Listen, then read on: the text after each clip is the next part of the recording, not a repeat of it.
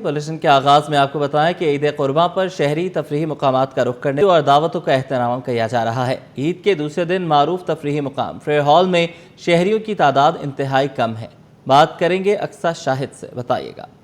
जी बिल्कुल, शहर कराची में ईद उल अज़हा का दूसरा रोज़ जो भरपूर तरीके से मनाया जा रहा है, लेकिन जो ज़्यादा तादाद है वो घरों में देखी जा रही है। शहरी मीठी ईद को जो है वो खाने पीने से जो एंजॉय करते हैं, गोश्त के मुख्तलिफ जो फरमाइशें करके जो पकवान मज़ेदार बनवाए जाते हैं। मैं फेयर हॉल में मौजूद हूँ, लेकिन यहाँ पर भी इस वक्त बड़ी तादाद में शहरी जो है वो नज़र नहीं आ रहे हैं। लिहाजा गर्मी से बचने के लिए और इस ग्रीनरी में, इस खुली फिजा में जो हवा खाने के लिए शहरी बाहर ज़रूर आए हुए हैं, लेकिन यहाँ पर इस वक्त भी जो वो खासा रश नहीं देखा जा रहा। जो आपको मेरे रकम में झूले नजर आ रहे हैं, राइड नजर आ रही है, वहाँ पर भी बहुत ही कम बच्चे जो है वो नजर आ रहे हैं। लिहाजा छुट्टी का दिन है तो फिर भी जो शहरी है या फिर बच्चे जो है वो जिद करके आ जाते हैं यहाँ पर जो है वो खुली फिजा में, तो उसके लिए जो वो शहरी यहाँ पर आ रहे हैं और मौसम को एंजॉय कर रहे हैं। बच्चे यहाँ पर ज्यादा जो लड़के हैं वो क्रिकेट खेलने आए हुए क्योंकि उनकी छुट्टियां पड़ चुकी है, पेपर खत्म हो चुके हैं।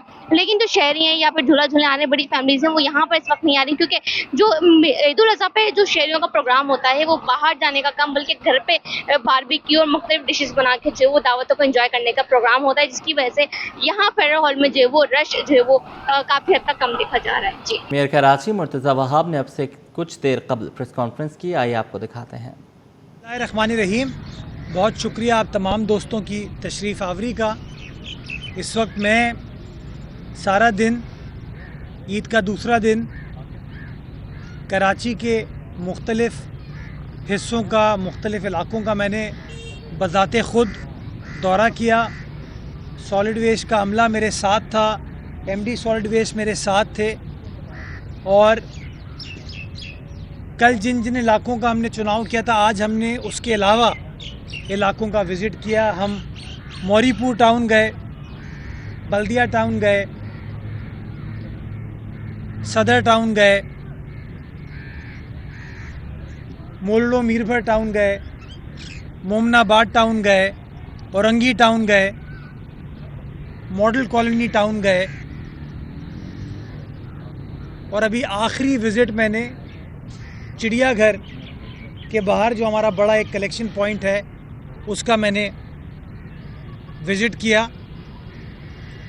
आज फिर सूरत हाल अल्हम्दुलिल्लाह अच्छी रही, अभी तक अंडर कंट्रोल रही। अभी तक के जो लेटेस्ट आदाद शुमार मेरे पास हैं, शाम 5 बजे तक के लैंडफिल साइट के तकरीबन 76,000 टन, 76,000 टन हमने लैंडफिल साइट पर कचरा मुंतकिल किया है। उस कचरे में एनिमल वेस्ट भी शामिल है, जो नॉर्मल बल्दियाती म्यूनिसिपल वेस्ट होता है वो भी शामिल है, और जो बकरीद के और लवाजमात होते हैं उसका वेस्ट भी शामिल है। इसको अगर हम बाइफरकेट करें तो अभी तक तकरीबन कोई 36,500 टन आलाइशें,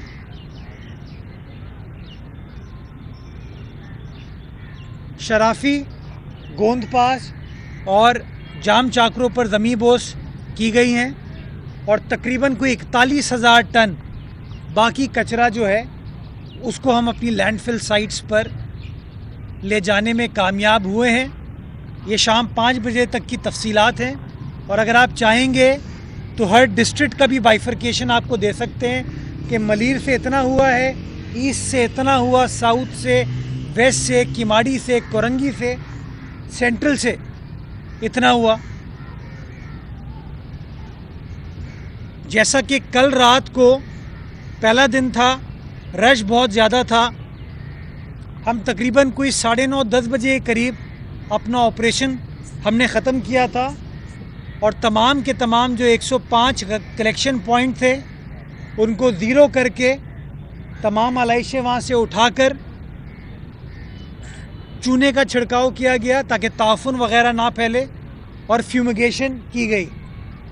आज इंशाअल्लाह ना सिर्फ चूने का छिड़काव किया जाएगा, फ्यूमिगेशन की जाएगी, उसके साथ साथ अर्के गुलाब का छिड़काव किया जाएगा ताकि ताफुन वग़ैरह की जो भी शिकायत होती है उसको हम काउंटर कर सकें, उसको हम टैकल कर सकें। ये नंबर जो है इसको आप, मेरा जो सॉलिड वेस्ट का दफ्तर है, अगर आप चाहते हैं कभी वहाँ आपको ले जाएंगे।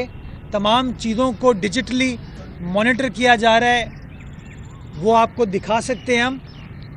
ये मैं इसलिए कह रहा हूँ कि जब मैं आपको कह रहा हूँ कि इतना 1000 टन हमने आलाइशों को उठाया है, तो ये प्रॉपर वो है जो इसको वे करने के बाद ज़मीन बोस किया गया है, और इसी के बेसिस के ऊपर इवेंचुअली फिर कॉन्ट्रैक्टर की पेमेंट भी की जाती है। उठाने पर नहीं है, लैंडफिल साइट पहुंचाने पर पेमेंट की जाती है। तो अब ये ऑपरेशन अपने बिल्कुल दरमियाने मराहिल में आ गया है। आज लगातार तीसरा दिन है हम काम कर रहे हैं। पहले दिन अगर आपको याद हो तो बोरा कम्युनिटी की ईद हुई, उसके बाद कल परसों से हम काम कर रहे हैं जो ईद उल अज़हा की normal state declared, government of Pakistan declared holiday है उसके ऊपर, और कल और परसों फिर कुर्बानी का सिलसिला जारी रहेगा। बिकॉज़ जो चौथा रोज़ है उसमें भी अहले हदीस के हमारे साथी और दोस्त जो हैं वो सुन्नत इब्राहिमी अदा करते हैं। तो मैं अपनी टीम को, अपने अमले को बार बार इसी चीज़ की ताकीद कर रहा हूँ कि माशाल्लाह आपने मेहनत की है, वो मेहनत नज़र आ रही है और माजी के मुकाबले में बहुत विजिबल डिफरेंस है। ईद की खुशियों के मौका पर जहां शहरी अपने अहल खाना के साथ वक्त गुजार रहे हैं, वहीं पुलिस एहलकार अपने घरों से दूर रहकर शहरियों के तहफ़्फ़ुज़ और अमन अमान को यकीनी बनाने में मसरूफ़ हैं। मसाजिद, पार्क्स और हसास मकामात पर सिक्योरिटी हाई अलर्ट है। पुलिस हुकाम के मुताबिक शहरियों की हिफाजत अवलीन तरजीह है। मिराज अख्तर की रिपोर्ट। घर से दूर, फर्ज के करीब, ईद की खुशियों में भी पुलिस एहलकार ड्यूटी पर मामूर। ईद की खुशियों में शहर की सिक्योरिटी हाई अलर्ट है। पुलिस फोर्स के जवान मुख्तलिफ इलाकों, मसाजिद, पार्क्स और हसास मकामात पर अपनी जिम्मेदारियां सरअंजाम दे रहे हैं। पुलिस हुक्काम के मुताबिक शहरियों की जानो माल का तहफ़्फ़ुज़ अव्वलीन तरजीह है और ईद के मौके पर सिक्योरिटी प्लान को मजीद सख्त कर दिया गया है ताकि किसी भी नाखुशगवार सूरत हाल से बचा जा सके। ड्यूटी पर मामूर एहलकारों का कहना है कि वो अपने अहले खाना से दूर रहकर भी फ़ख्र महसूस करते हैं क्योंकि शहरियों की खिदमत और हिफाजत ही उनका असल मिशन है।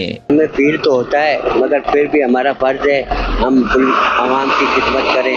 हमारे आला अफसरान के हुक्म के मुताबिक हम इलाके में गश्त और पेट्रोलिंग रखते हैं और इलाके में कोई नाखुशगवार वाक़या पेश आए, इसीलिए हम इलाके में निकले हुए हैं। ईद जो है वो सबकी अच्छी बने, इस वजह से ड्यूटी पे अपने फ़राइज़ अंजाम देने के लिए हम सर नौकरी पे अपने टाइम के हिसाब से पहुंचते हैं और ईद के मौके पे तमाम जो हज़रात अपनी फैमिलियों को लेकर निकलते हैं, इनको किसी चीज़ का खर्चा ना हो, आला अफसरान का हुक्म है सर। ईद की खुशियों में रंग भरने वाले पुलिस एहलकार खुद फर्ज, शनासी और कुर्बानी की जिंदा मिसाल बने हुए हैं जो अपने घरों से दूर रहकर भी शहरियों के चेहरों पर सुकून और तहफ़्फ़ुज़ का एहसास कायम रखे हुए हैं। कैमरामैन अजलान चीपा के साथ मेराज अख्तर, सिटी 21।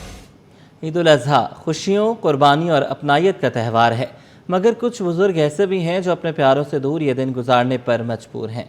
कराची के दारुस्सुकून ओल्ड एज होम में मुकीम बुज़ुर्ग ईद को यादों, दुआओं और एक दूसरे की मोहब्बत के सहारे मना रहे हैं। अक्सर शेख की रिपोर्ट। दारुल सुकून में यादों भरी ईद, अपनों से दूर बुजुर्गों की उदास खुशियाँ। कराची के दारुल सुकून ओल्ड एज होम में ईद उल अज़हा सादगी से मगर मोहब्बत भरे माहौल में मनाई जा रही है, जहां बुजुर्ग एक दूसरे के साथ वक्त गुजार कर खुशियां बांट रहे हैं। किसी की आंखों में अपने बच्चों की याद है तो कोई मुल्क कौम की सलामती के लिए दुआ गो दिखाई देता है। इदारे की जानिब से बुजुर्गों के लिए खुसूसी खानों और ईद के इंतजामात भी किए गए। दारुस्सुकून में मुकीम बुजुर्गों का कहना है कि ईद की खुशियां अपने बच्चों और खानदान के बगैर अधूरी महसूस होती हैं, लेकिन यहाँ सब मिलकर एक खानदान की तरह ईद मनाते हैं। घर वाले तो आए ही नहीं और हम यहीं बैठे हुए और गुजारा कर रहे हैं और बड़ी प्रॉब्लम हो रही है हमारे साथ। इतने साल हो गए, घर से अपसेट हो गए, बीवी बच्चे हैं नहीं रखते। बहुत मजे से गुजर रही है, बहुत खुश हो रही हूँ और मेरे अपने याद भी आते हैं लंदन भी याद आता है, क्रिसमस भी याद आती है। नहीं मिलने अभी आएंगे, मैंने बोला बिजी है ना ये लोग। अभी लड़के से बात हुई, मेरी दूसरी लड़के से बात हुई, मेरे नवासे से बात हुई। बुजुर्गों का कहना था कि ईद का असल हुस्न अपनायत, मोहब्बत और यादों में होता है। यही एहसास उन्हें एक दूसरे के करीब रखता है। दारुस्सूकून में गुजरने वाली ये ईद इस हकीकत की याद दिलाती है कि बुजुर्ग सिर्फ सहारा नहीं बल्कि मोहब्बत और तवज्जो भी चाहते हैं। मारूफ अदाकारा शगुफ्ता एजाज कहती हैं कि बकरा ईद पर कलेजी समेत खास पकवान खुद बनाती हूँ, जबकि रिश्तेदारों से मेल मुलाकात का सिलसिला भी जारी रहता है। अदाकारा ने कहा कि ईद सिर्फ जानवर कुर्बान करने का नहीं बल्कि अपनी अना और मनफी सोच को कुर्बान करने का भी दर्स देती है। राहील बेग से की गई गुफ्तगू में शगुफ्ता एजाज ने क्या कहा, आइए जानते हैं। शगुफ्ता इजाज हमारे साथ है। शगुफ्ता जी, ईद कैसी होती है, खास तौर पर ईद उल अज़हा, क्योंकि अक्सर आपके व्लॉग्स में भी खाने बन रहे होते हैं, कुछ टोटके भी बता रही होती हैं, तो ईद पर वो सारी चीज़ें आप करती हैं? ईद पे एक बहुत बड़ी दावत होती है जिसमें कलेजी बनती है, जिसमें पुलाव बनता है, जिसमें मटन कढ़ाई बनती है। I am not a barbecue person, मुझसे होता नहीं है बारबेक्यू।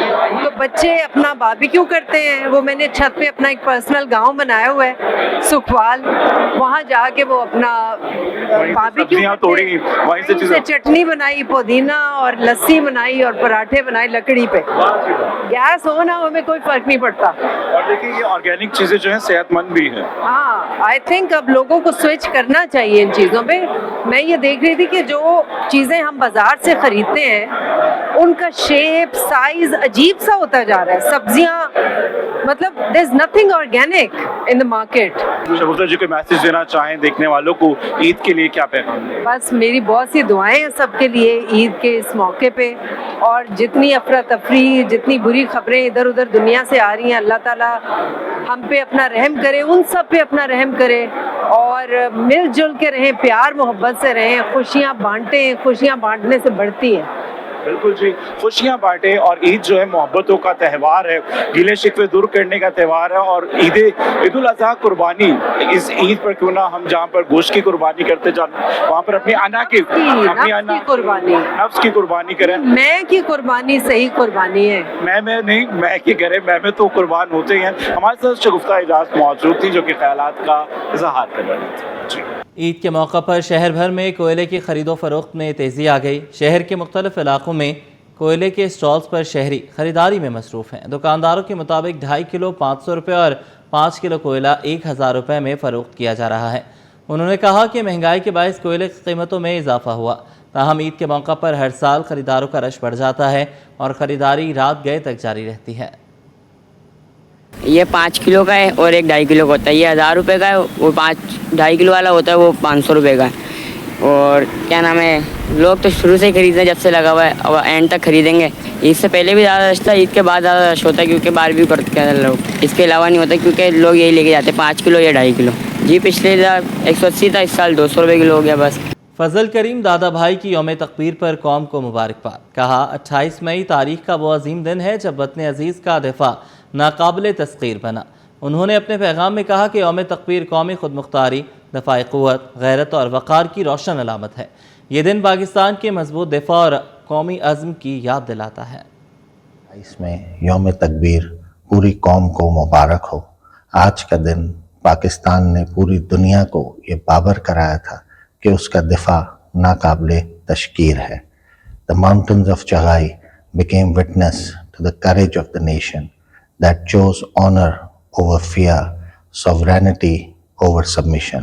यौम तकबीर हमेशा के लिए as a symbol of Pakistan's resilience and pride के तहत याद रखा जाएगा।